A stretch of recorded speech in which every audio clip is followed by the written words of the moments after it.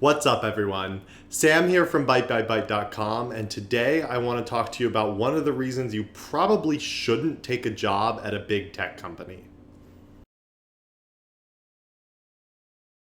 So there is one thing that I hear all the time when I talk to people. I talk to a ton of people who are interviewing for jobs, and I ask them lots of questions like, what are their goals and what sorts of companies do they want to work for? And I pretty much hear the same list over and over again. I hear Amazon, I hear Google, I hear Facebook, and those are all great companies, and they have a lot of good stuff going for them, and there are a lot of reasons why you might want to work there. For example, they have lots of awesome perks. They have really good engineers at the company, so you'll learn a lot. They have really big systems, and so potentially you're going to be working with huge amounts of data. And those are all great reasons. But there's another reason that I hear a lot, and I just cringe a little bit every time I hear it because these people are in for a rude awakening. And that reason is that they want to join one of these companies because they want to change the world in some way. And let me explain what I mean. So we all know about Google's self-driving cars, right? And it would be really cool to work on a team that was developing a self-driving car. I think we can all agree on that, but here's the thing. Especially if you are a new college grad, you are not going to be the one working on that team.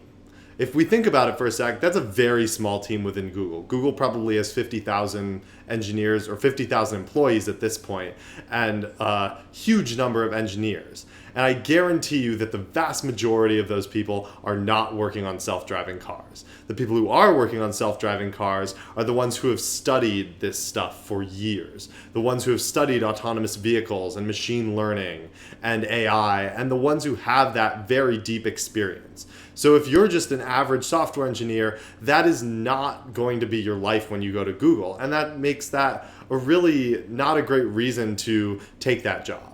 Another perfect example of this would be going to Facebook to work on their deep learning stuff and all their AI. Again, that sounds really cool, and it probably is really cool for those who are working on it, but that is really unlikely that that's going to be something that you are going to be working on unless you have very explicit experience in that area. So what am I really saying here?